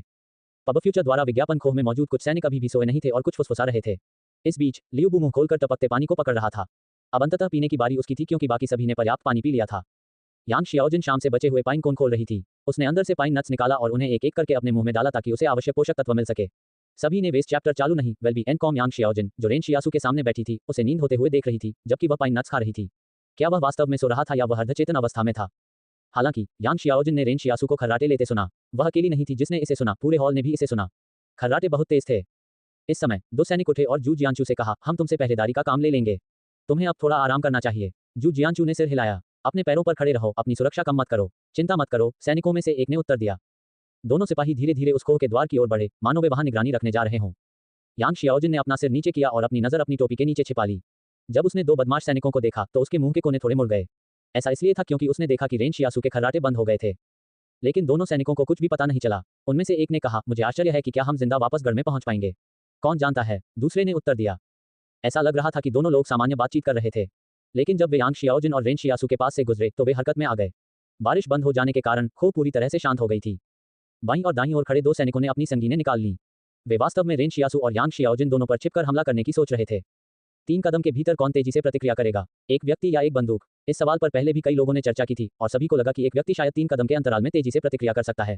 लेकिन अभी दोनों हमलावर रेन शियासु और यांग शियाओजिन से केवल 1 कदम की दूरी पर थे। इतनी कम दूरी के भीतर रेन शियासु और यांग शियाओजिन के लिए अपनी बंदूकें निकालना लगभग असंभव होगा। वे मूर्ख नहीं थे, इसलिए उन्होंने अपनी योजना को अंजाम देने के लिए सुबह के शुरुआती घंटों तक इंतजार किया जब रेन शियासु सो गया था और यांग शियाओजिन अभी जाग रहा था। नींद से जागने पर व्यक्ति की मांसपेशियां अकड़ जाती हैं। ऐसा खराब स्थिति के कारण नहीं था, बल्कि शरीर की गतिशीलता अभी पूरी तरह से शुरू नहीं हुई थी। उन्होंने शायद यांग शियाओजिन और रेन शियासु पर उनकी बंदूकों या उनके पानी या लुओ शिन्यू के लिए चुपके से हमला करने का फैसला किया था। हालांकि उन्हें नहीं पता था कि वे किस तरह के विरोधियों का सामना करने वाले थे। टकराना, गोली चलने के साथ ही यांग शियाओजिन के सामने खड़ा बदमाश सिपाही अविश्वास में उसके पेट में खून बह रहे घाव को देखने लगा। उसने साफ देखा कि यांग शियाओजिन पाइन नट्स छील रही थी और उसकी बंदूक बाहर नहीं थी। जी तो यांग शियाओजिन ने उससे इतनी जल्दी प्रतिक्रिया कैसे की? इस बीच दूसरी तरफ से हमलावर ने दर्द भरी चीख मारी। जैसे ही वह अपने हाथ में संगीन का इस्तेमाल करने वाला था, रेन शियासु ने उछलकर उसे बिजली की तेजी से गर्दन से पकड़ लिया। हमलावर अपने हाथ में मौजूद संगीन से रेन शियासु पर वार करना चाहता था, लेकिन उसे एहसास हुआ कि रेन शियासु ने पहले ही उसका हाथ पकड़ लिया था। वह अपनी एक भी मांसपेशी नहीं हिला पा रहा था। रेन शियासु ने 85 किलोग्राम वजन वाले वयस्क व्यक्ति को एक हाथ से गर्दन से पकड़कर ऊपर उठा लिया। लगातार हमलावर को अपनी पीठ से बहुत तेज दर्द महसूस हुआ। पलक झपकते ही रेन शियासु ने उसे एक हाथ से पत्थर की दीवार पर पटक दिया। अपराधी की पकड़ में न आने के कारण संगीन जमीन पर गिर गई। अध्याय 68 मास्टर स्किल डुप्लीकेशन स्क्रॉल अनुवादक लेगे संपादक लेगे अचानक हुई लड़ाई से सभी सो रहे लोग जाग गए। जब गोलियां की गड़गड़ाहट की आवाज घर के अंदर गूंजती थी तो सभी को लगता था कि जैसे उनके बगल में कोई विस्फोटक फट गया हो। जबकि ये लोग जो अभी अभी जागे थे अभी भी इस बात से अनभिज्ञ थे कि क्या हो रहा है। शू जियांचू का ग्रे शैडो क्लोन दिखाई दिया और उसके पास ही रुक गया। यांग शियाओजिन की बंदूक की नली का तापमान तेजी से ठंडा हो गया क्योंकि उसके पैरों का शरीर जल्दी ठंडा हो गया। ये वास्तव में पहली बार था जब यांग शियाओजिन ने अभियान के दौरान अपनी बंदूक चलाई थी।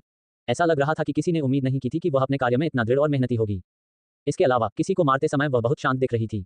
यह एक गिलास पानी पीने जैसा सामान्य लग रहा था। लेकिन वास्तव में जो दूसरों पर सबसे गहरी छाप छोड़ते हैं वह यांग शियाओजिन के कार्य नहीं थे, बल्कि रेन शियासु के कार्य थे। बंदूक चलाने और गोली चलाने के सैनिक के शरीर में घुसने में बस एक पल लगा। घूमती हुई गोली की विशाल गतिज ऊर्जा ने उसके अंदर की मांसपेशियों और अंगों को चीर दिया और गतिज ऊर्जा पूरी तरह से खर्च होने के बाद ही रुकी। लेकिन न तो बाहर कोई और न ही खुद पीड़ित आंतरिक प्रभाव को देख सका।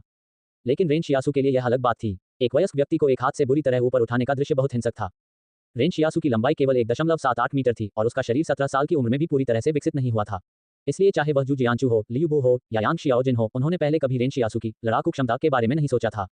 उन्होंने सोचा शहर से आए एक कुचले हुए युवा शरणार्थी में कितनी ताकत हो सकती है। अधिक से अधिक उसके पास कुछ जीवित रहने के कौशल होंगे जो उसने जंगल में रहने से सीखे होंगे। रेन शियासु ने कभी अपनी असली ताकत का खुलासा नहीं किया था और यांग शियाओजिन ने पहले अपनी बंदूक नहीं चलाई थी, इसलिए सभी को उनकी युद्ध शक्ति के बारे में बहुत स्पष्ट विचार ही था। यही कारण था कि हमलावरों ने उन पर हमला करने की हिम्मत की। हालांकि किसी को भी यह उम्मीद नहीं थी कि उनका यह ऊर्जा विचार बेहद गलत साबित होगा। पब फ्यूचर द्वारा विज्ञापन रेन शियासु की पड़ोसी हमलावरों की गर्दन के चारों ओर चिमटे की तरह चिपकी हुई थी। हमलावर को तुरंत महसूस हुआ कि उसके मस्तिष्क में रक्त का प्रवाह रुक गया है। वास्तव में वह अपने पैरों से रेन शियासु के महत्वपूर्ण क्षेत्रों पर मार सकता था, लेकिन उसका दिमाग पहले ही खाली हो चुका था और उसके हाथ और पैर ऐंठन में आए हुए थे।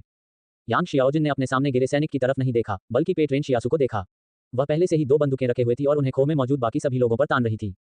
हालांकि वह थोड़ी हैरान भी थी। इससे पहले रेन शियासु स्पष्ट रूप से सो रहा था। वह अपने खर्राटों का नाटक कर सकता था, लेकिन उसकी पलकों की हरकत को छिपाना असंभव था। उसे ये भी पता लगाने का प्रशिक्षण दिया गया था कि कोई व्यक्ति वास्तव में सो रहा है या नहीं। कोई व्यक्ति सोने का नाटक कर सकता है, लेकिन मन अवचेतन रूप से पलकों को हिलाने का कारण बनेगा। जो व्यक्ति गहरी नींद में नहीं सो रहा होता है, उसके लिए लंबे समय तक अपनी पलकों की हरकतों को नियंत्रित करना असंभव होता है। इसलिए वह जानती थी कि रेन शियासु वास्तव में अभी सो गया था। लेकिन जैसे ही हमलावर उठे, रेन शियासु के खर्राटे बंद हो गए, जिससे साबित हुआ कि वह उस समय जाग रहा था। गहरी नींद में सोता हुआ व्यक्ति कैसे लगातार सजग रह सकता है? रेन शियासु जैसी शरणार्थी को संभवतः वैसा ही प्रशिक्षण नहीं मिला होगा जैसा उसे मिला था। शहर में वापस आकर यान लियुआन वास्तव में सबसे ज्यादा खुश था जब वह रात के समय रेन शियासु पर नजर रख सकता था। इससे उसे ऐसा महसूस होता था कि रेन शियासु को ऐसे समय में उसकी सबसे ज्यादा जरूरत थी और वह उसके लिए कुछ कर सकता था। यद्यपि वह रात में पहरा देने के कारण रेन शियासु के साथ शिकार पर नहीं जा सकता था, फिर भी उसे लगा कि रात्रि चौकीदार होना अत्यंत सार्थक था। लेकिन यान लियुआन को यह नहीं पता था कि महल के अस्तित्व में आने के बाद से रेन शियासु को रात में निगरानी रखने के लिए किसी की जरूरत नहीं थी। और इस समय यांग शियाओजिन की आंखों में रेन शियासु एक अलौकिक शक्ति प्रदर्शित कर रहा था। उसके जैसे दुबले पतले युवक में ऐसी शक्ति कैसे हो सकती है? यांग शियाओजिन ने भी इसकी उम्मीद नहीं की होगी। सैनिक जो जमीन पर अपने ही खून से लथपथ था, संघर्ष करते हुए थूकने लगा, सन जुनझेंग उन्हें पकड़ो। लेकिन सन जुनझेंग नाम का सैनिक इस समय खो के अंदर दुबका हुआ था। वह इतना डरा हुआ था कि उसने कुछ भी कहने की हिम्मत नहीं की। जू जियांचू ने भौहें सिकोड़ते हुए पूछा, यहाँ क्या हो रहा है? रेन शियासु ने उसे अनदेखा किया और हमलावर को घूरना जारी रखा। उसने इन लोगों के लिए पाइन कोन और पाइन सुइयां ढूंढी थी और यहाँ तक कि उन्हें खोखले में पानी का स्रोत भी दिया था। हालांकि उसका उद्देश्य उनके आभार टोकन प्राप्त करना था, फिर भी कुल मिलाकर परिणाम अच्छा रहा। रेन शियासु को बहुत पहले ही पता चल गया था कि ये लोग कुछ साजिश रच रहे हैं। उसने शुरू में सोचा था कि ये लोग कुछ न कुछ तो करेंगे ही, या कम से कम थोड़ा संयम तो दिखाएंगे। उसने हमलावरों से यह पूछने की भी कोशिश नहीं की कि वे क्या चाहते हैं। पानी, बंदूकें, लुओ शिन्यू। रेन शियासु ने सोचा कि उनसे पूछने की कोई जरूरत नहीं है, क्योंकि उसके साथ विश्वासघात किया जा रहा था और वह दुखी महसूस कर रहा था क्योंकि उसे उनसे कोई जवाब नहीं चाहिए था। पहली जगह में किसी भी विश्वास के बिना स्वाभाविक रूप से विश्वासघात की कोई भावना नहीं थी। रेन शियासु की नज़र में इन साथियों और जंगली जानवरों के बीच कोई अंतर नहीं था। रेन शियासु ने हमलावर की गर्दन तुरंत नहीं तोड़ी, क्योंकि वह देखना चाहता था कि शू जियांचू कैसी प्रतिक्रिया करेगा। पब फ्यूचर द्वारा विज्ञापन। लेकिन इस समय उसके महल से आवाज आई, लक्ष्य, दुश्मन को शीघ्र मृत्यु दो। रेन शियासु इस बार वाकई दंग रह गया। क्या ये महल अच्छाई की वकालत नहीं करता था? फिर अचानक यह इतना सीधा और निर्णायक कैसे हो गया? पहले रेन शियासु हमेशा किसी भी तरह की खामियों का फायदा उठाकर अपने मिशन को पूरा करने के लिए आसान रास्ता अपनाने की कोशिश करता था, लेकिन इस बार यह इतना सीधा था कि वह इसकी आदत नहीं डाल सका। या शायद महल के लिए दुश्मन को यातना न देना एक अच्छा काम माना जाता था। अरे, क्या तुम अपने सिद्धांतों को थोड़ा ज्यादा जल्दी नहीं बदल रहे हो? लेकिन रेन शियासु जानता था कि महल के पास अपना दिमाग नहीं है। इस तरह का काम सौंपने के लिए उसके पास अपने खुद के निर्णय तंत्र होने चाहिए। एक दबी हुई आवाज के साथ रेन शियासु ने हमलावर की गर्दन तोड़ दी। जब सन जुनझेंग, जो खौफ में था, ने आवाज सुनी तो वह कांप उठा। इसका मुझसे कोई लेना देना नहीं है। मैंने उन्हें यह भी नहीं बताया कि तुम में बहुत ताकत है। टकराना। यांग शियाओजिन ने सन जुनझेंग की बात पूरी होने से पहले ही उसकी आंखों के बीच में गोली मार दी। रेन शियासु ने अपना सिर यांग शियाओजिन की ओर घुमाया। यांग शियाओजिन ने शांति से कहा, अपराध को छिपाना अपराध करने के समान ही है। रेन शियासु ने सांस रोक ली। यांग शियाओजिन का मतलब था कि भले ही सन जुनझेंग ने हमलावरों को रेन शियासु की ताकत के बारे में नहीं बताया था, लेकिन उसने हमलावरों पर हमला करने के इरादे के बारे में भी पहले से कोई चेतावनी नहीं दी थी। इसलिए किसी भी तरह की धमकी से बचने के लिए सन जुनझेंग को भी मरना पड़ा। इस समय रेन शियासु ने महसूस किया कि भले ही उसने यांग शियाओजिन के बारे में अपनी समझ को बार बार अद्यतन किया था, फिर भी उसकी निर्दयता और निर्णायकता अभी भी उसकी अपेक्षाओं से अधिक थी। लेकिन उसे ऐसा नहीं लगा कि वह गलत थी। एक टीम जिसमें मूल रूप से 11 लोग थे, अब एक रात में 6 लोग ही बचे थे। केवल जू जियांचू, रेन शियासु, लुओ शिन्यू, लियुबो, वांग लेई और यांग शियाओजिन बचे थे। खोज पूरी हुई। मास्टर स्किल डुप्लीकेशन स्क्रॉल प्रदान किया गया। बिना सोचे समझे रेन शियासु ने जू जियांचू पर मास्टर स्किल डुप्लीकेशन स्क्रॉल का इस्तेमाल किया। तुलना के लिए यांग शियाओजिन के फायरआर्म्स स्किल का इस्तेमाल करते हुए उनके एडवांस फायरआर्म्स प्रोफिशिएंसी को मास्टर लेवल तक अपग्रेड करने का कोई खास महत्व नहीं था। इसलिए इस समय उसे जू जियांचू की शक्ति की अधिक आवश्यकता थी। लक्ष्य के मास्टर लेवल कौशल या महाशक्ति की नकल करने वाला हूं। यदि मास्टर लेवल कौशल की नकल करने के बाद आपके पास संबंधित उन्नत स्तर का कौशल नहीं है, तो आप इसे नहीं सीख पाएंगे। लक्ष्य के पास मास्टर लेवल कौशल नहीं है। लक्ष्य की महाशक्ति शैडो क्लोन को बेतरतीब ढंग से कॉपी किया गया है। क्या आप इसे सीखना चाहते हैं? रेन शियासु बहुत खुश था। तो अगर लक्ष्य के पास कोई मास्टर स्तर का कौशल नहीं था, तो वह सीधे उनकी महाशक्तियों की नकल कर सकता था।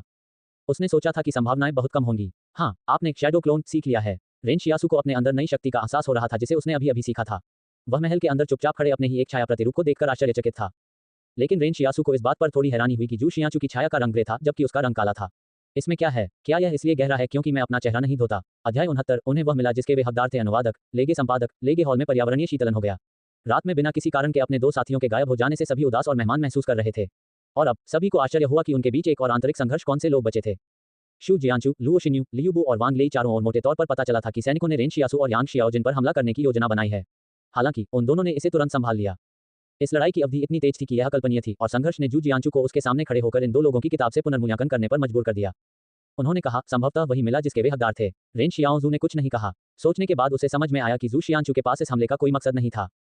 अगर बंदूकों की बात होती तो जू जियांचू के पास अभी भी अपनी राइफल और पिस्तौल थी। अगर उसे लुओ शिन्यू पर कब्जा करना होता तो जू जियांचू को बहुत पहले ही मौका मिल गया था। अंततः लुओ शिन्यू ने खुद को उसके सामने फेंक दिया, फिर भी उसने कभी भी उसके आगे बढ़ने पर सकारात्मक प्रतिक्रिया नहीं दी। अगर पानी की बात होती तो जू जियांचू ने शाम को ही एक बोतल ले ली थी। उसके पास रेन शियासु की 2 बोतल पानी पर नजर रखने का कोई कारण नहीं था। रेन शियासु को चिंता थी कि जू जियांचू टीम में व्यवस्था बनाए रखने के लिए कार्रवाई करेगा, लेकिन जैसा कि हुआ, वह इस संघर्ष में बिल्कुल भी शामिल नहीं होना चाहता था। जू जियांचू का मुख्य उद्देश्य जिंग पर्वत के रहस्य और वहां रहने वाले जीवों के विकास का पता लगाना था। उसे इस स्थान से दूसरों को जिंदा बाहर निकालने की चिंता नहीं थी। लेकिन निश्चित रूप से सन जुनझेंग के अपराध के कारण उसकी मृत्यु नहीं होनी चाहिए, है ना? जू शियांचू ने फिर से आह भरी। इसे भूल जाओ, इस जंगल में किसी को भी सही मायने में अपराध नहीं ठहराया जा सकता। रेन शियासु को लगा कि शू शियाचू पहले से ही जंगल में रहने के सिद्धांतों को जानता था।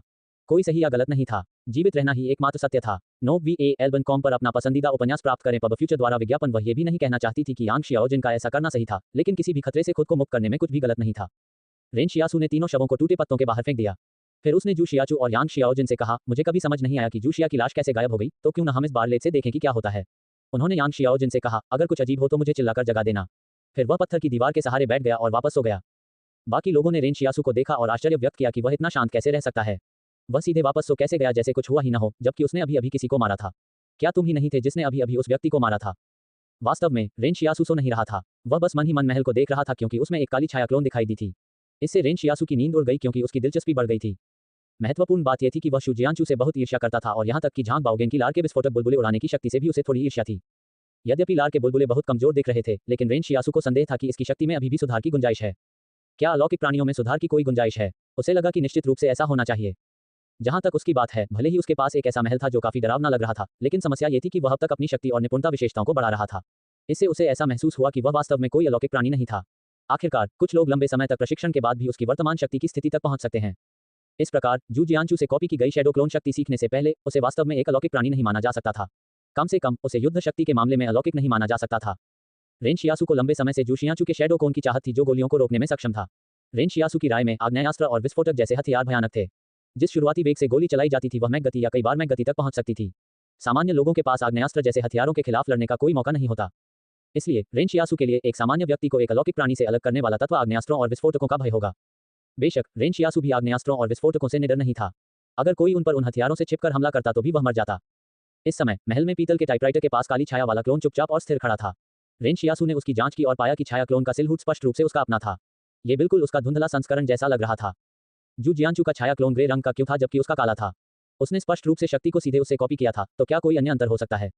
रेन शियासु ने महल के भीतर छाया क्लोन को इधर उधर घुमाकर उसे नियंत्रित करना शुरू कर दिया।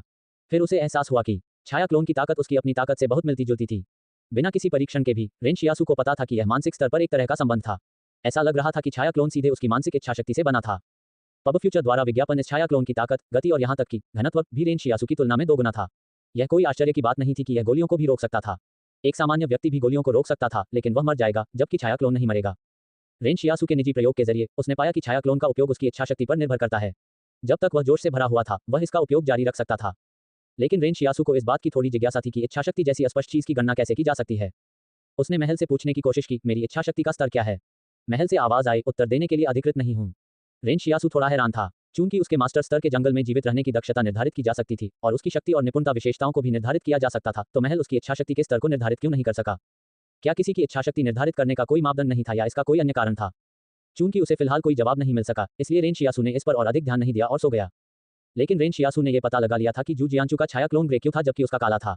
उसका अपना शरीर जू जियांचू से ज्यादा मजबूत था, इसलिए उसका छाया क्लोन ज्यादा घना था। ... सुबह जब रेन शियासु के चेहरे पर धूप की किरणें पड़ी तो जागने पर सबसे पहले उसने उस जगह को देखा जहां उसने लाशें फेंकी थी। उसे आश्चर्य हुआ कि तीनों लाशों के साथ कुछ भी नहीं हुआ था। यह कोई आश्चर्य की बात नहीं थी कि यांग शियाओजिन ने उसे कुछ कहने के लिए आधी रात को नहीं जगाया। तो ये पता चला कि कुछ भी असामान्य नहीं हुआ था। यह अच्छा था कि कुछ नहीं हुआ। वह लगातार यह उम्मीद नहीं कर सकता था कि उनके साथ कुछ खतरनाक हो जाएगा, है ना? फिर उसने अपनी नजर वापस खोह में घुमाई और लियू बू की आंखों से टकराया। हालांकि लियू बू ने वह अहंकार नहीं दिखाया जो उसने बहुत पहले घर से बाहर आने पर दिखाया था। वह रेन शियासु को देखने से बचने लगा था। लियू बू को कल रात ठीक से नींद नहीं आई। वह ऐसा व्यक्ति था जो केवल कमजोरों को धमकाना और ताकतवरों से डरना जानता था। जब उसे पता चला कि रेन शियासु वास्तव में शक्तिशाली है तो वह थोड़ा घबरा गया। वह चिंता से बच नहीं सका। वह, लुओ शिन्यू और वांग लेई सभी यह जानकर हैरान रह गए कि टीम में इतने कम लोग होने के बावजूद बाकी सभी राक्षस थे, उन तीनों के विपरीत। जू जियांचू पहले से ही खोह के बाहर खड़ा था। वह अपने सामने जंगल को देखते हुए कुछ सोच रहा था। जब रेन शियासु स्ट्रेचर पर लेटे वांग लेई के पास गया तो वांग लेई उसे दूर हट गया। लेकिन वह रेन शियासु से तेज कैसे हो सकता था? रेन शियासु ने अपनी शर्ट उठाई और वांग लेई के घाव को देखा जो शू शियांचू ने बनाया था।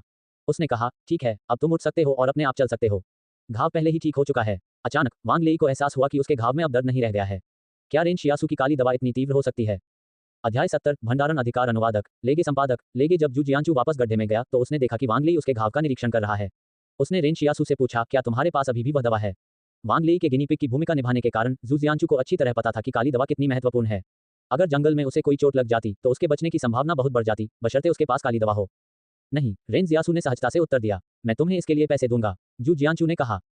ऐसी स्थिति में मेरे पास अभी भी थोड़ा सा है, रेन शियासु ने जवाब दिया। अगर यह किसी और चीज के लिए होता तो वह शायद इसे पैसे के बदले में देने को तैयार नहीं होता। आखिरकार जंगल में पैसे का कोई उपयोग नहीं था, हालांकि काली दवा अलग थी। लेकिन रेन शियासु को अचानक एक समस्या सूझी। क्या तुम्हारे पास पैसे खत्म नहीं हो गए हैं? जू जियांचू ने कहा, उन तीनों पर पैसा था जिन्हें तुम दोनों ने मार डाला, इसलिए मैंने उनसे ले लिया। रेन शियासु को अचानक इतना दर्द हुआ कि वह सांस नहीं ले पा रहा था। वह बहुत अनुभवहीन था। वह शवों की तलाशी क्यों नहीं ले सकता था? वह इतनी बड़ी गलती कैसे कर सकता था? तो पता चला कि जू जियांचू अभिलाषों की तलाशी लेने के लिए बाहर गया था। यह आदमी इंतजार करने में बहुत माहिर था। उसे डर था कि रात के समय ये खतरनाक हो सकता है, इसलिए उसने बाहर जाने से पहले सुबह होने तक इंतजार किया।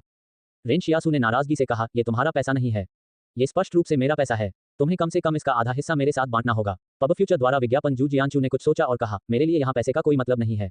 जब तक तुम मुझे काली दवा देते रहोगे, मैं अपने पास मौजूद 8000 से ज्यादा युआन तुम्हें दे दूंगा। जब रेन शियासु ने सुना कि उन तीनों के पास 8000 से अधिक युआन है तो उसके दिल का दर्द और भी बढ़ गया। बहरहाल रेन शियासु ने सावधानी से शू जियांचू को परखा। क्या यह आदमी वाकई पैसों का लालची नहीं है? उसने काली दवा की बोतल निकाली जो वांग लेई पर लगाए जाने के बाद अब आधी इस्तेमाल हो चुकी थी और उसे शू जियांचू को थमा दिया। पैसे प्लीज, यहाँ। जू शियांचू ने सारे पैसे निकाले और रेन शियासु को थमा दिए। उसने जानबूझकर अपनी पैंट की जेबें भी उलट दी ताकि यह साबित हो सके कि उसके पास कोई पैसा नहीं बचा है। रेन शियासु ने संतोष में सिर हिलाया। हालांकि वह जू शियांचू को अच्छी तरह से नहीं जानता था, लेकिन ऐसा लगा कि अब तक की यात्रा में उसने जो किया उससे वह काफी ईमानदार था। और जब रेन शियासु ने जू जियांचू से पैसे लिए तो उसके महल से आवाज आई, पता चला है कि मेजबान के पास 20,000 युआन नकद हैं। बुनियादी भंडारण अधिकार खरीद के लिए अनलॉक कर दिए गए हैं। जब रेन शियासु ने वांग लेई के घाव का इलाज किया तो वांग लेई ने उसे 1200 युआन दिए। फिर लुओ शिन्यू ने उसकी मदद के लिए उसे 10,000 युआन दिए और अब उसे जू जियांचू से 8,900 युआन और मिले।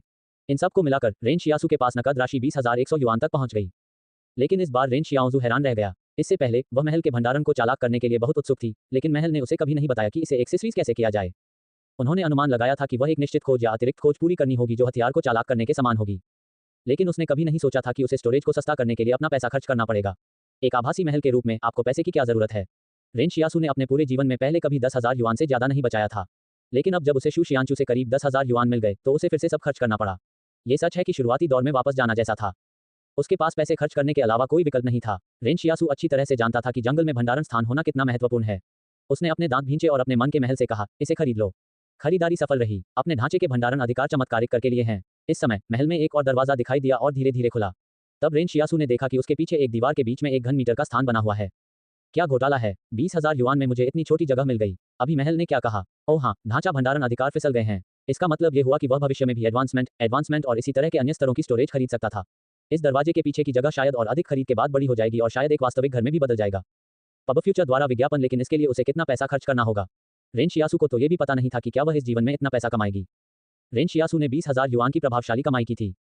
रेन शियासू को लगा कि यह कड़वा मीठा अनुभव था। ईमानदारी से कहूं तो आज उसके फसल अभियान के पिछले दिनों की तुलना में कहीं ज्यादा थी। वह बाहर चला गया और एक पेड़ की टहनी तोड़ दी, फिर छाल को छीला और अंदर के पूरे तने से अपने दांत साफ किए। हालांकि वह अपना चेहरा धोए बिना भी काम चला सकती थी, लेकिन उसे अपने दांतों को साफ और ताज़ा रखने की जरूरत थी। इस जंगल में स्वतंत्रता प्रेमी रहने के लिए आपको अच्छी मौखिक स्वच्छता का ध्यान रखना होगा। अचानक रेन शियासू ने पाया कि यांग शियाओजिन और जू शियाचू भी अपने तरह टूटे हुए दांतों से अपने दांत ब्रश कर रहे थे। इन दोनों लोगों के अस्तित्व के बारे में बहुत सकारात्मक दृष्टिकोण था। वे रेन शियासू द्वारा किए गए लगभग हर काम से सीख रहे थे। रेन शियासू ने अचानक मुट्ठी भर काट जोड़े और उन्हें अपनी जेब में ठूंस लिया। नतीजतन जू जियानचू और यांग शियाओजिन ने भी उसी तरह के पेड़ों से मुट्ठी भर पत्ते तोड़कर अपनी जेब में ठूंस लिए। जैसा कि कहावत है, लोगों के समूह में हमेशा कोई न कोई ऐसा होगा जिससे सीखना जा सकता है। जब जू जियानचू और अन्य लोगों को एहसास हुआ कि रेन शियासू को जंगल में रहने का उनसे कहीं ज्यादा अनुभव है, तो उनका पहला विचार उससे सीखने का था। रेन शियासू से सीखकर ही वे इस जंगल में थोड़े और आराम से जीवित रह सकते थे। लेकिन जू जियानचू को थोड़ी जिज्ञासा हुई। इन पैड का क्या उपयोग है? रेन शियासू ने हंसते हुए पत्ते खींचे और फेंक दिए। उनका कोई उपयोग नहीं है। मैं चाहता हूं कि तुम दोनों मेरी नकल करोगे या नहीं। जू जियानचू हैरान था। वह बिना कुछ कहे काफी देर तक रेन शियाओजू को देखती रही। उसने जड़ सुनी बातों को अपनी जेब में रख लिया और उन्हें फेंका नहीं। उसने ऐसा इसलिए किया क्योंकि वह उन्हें तोड़ना चाहती थी और निश्चित रूप से इसलिए नहीं कि वह रेन शियासू की हरकतों की नकल कर रही थी। लेकिन यांग शियाओजिन अलग थी। उसने ऐसा व्यवहार किया जैसे कोई आसपास नहीं था और उसने मुस्कुराते हुए भरपेट काट लिए और उन्हें अपनी जेब में रख लिया। जू जियानचू, यांग शियाओजिन और रेन शियासू की मानसिक दृढ़ता स्पष्ट रूप से लुओ शिन्यू और अन्य लोगों की तुलना में बेहतर थी। कल रात इतनी सारी चुनौतियां देखने के बाद भी वे तीनों अपनी परिस्थितियों का सामना शांति से कर सकते थे। ऐसा लग रहा था जैसे उन्होंने इन मामलों को दिल पर नहीं लिया। लेकिन लुओ जिन्यूज और अन्य लोग ऐसा नहीं कर सके। जब रेन शियासू, यांग शियाओजिन और जू जियानचू अपने दांत ब्रश करने के लिए गड्ढे से बाहर गए, तो लुओ जिन्यू और अन्य लोगों ने बाहर जाने की हिम्मत नहीं की क्योंकि वे बाहर 3 लाशों से डर गए थे। लुओ शिन्यू, लियू बू और वांग लेई को आधे घंटे तक खुद को शांत रखना पड़ा, तब जाकर वे गुफा से बाहर निकलने की हिम्मत कर पाए। वे समझ नहीं पा रहे थे कि इतना कुछ होने के बाद भी बाकी लोग क्यों हंस रहे थे। चलो चलने के लिए तैयार हो जाओ, जू जियानचू ने कहा। हालांकि हम नहीं जानते कि बाद में हमें किन खतरों का सामना करना पड़ सकता है, लेकिन हम यहाँ रुक नहीं सकते। फिर से अंधेरा होने से पहले हमें रात के लिए कैंपिंग के लिए एक उपयुक्त स्थान ढूंढना होगा। मुझे उम्मीद है कि अब कोई भी अकेले घूमने के बारे में नहीं सोच रहा होगा। आखिरकार आप सभी ने देखा है कि जो लोग अकेले गए थे उनके साथ क्या हुआ। वे अब जिंग पर्वत की चोटी पर थे और रेन शियासू पर्वतमाला में सक्रिय ज्वालामुखियों से निकलने वाले काले शिलालेख को भी देख सकते थे। वे अंदर जाता है, ये बहुत ही खतरनाक होता है। क्या आप सब बता सकते हैं कि जिंग पर्वतों में वास्तव में क्या मौजूद है? रेन शियासू ने आश्चर्य से पूछा। जू जियानचू ने एक पल सोचा और कहा, ये जंगली जानवरों के विकास का रहस्य हो सकता है जो इसके भीतर छिपा है, या संभवतः एक नए वर्गीकरण क्रम की उत्पत्ति हो सकती है। जब आप घर से बाहर आए तो क्या उन्होंने आपको बताया कि संभवतः वहां कौन सी जगह मौजूद थी? रेन शियासू ने पूछा। जू जियानचू ने जानकारी छिपाना बंद कर दिया। एक रहस्यमय शहर, डायाइसियोवनो VAL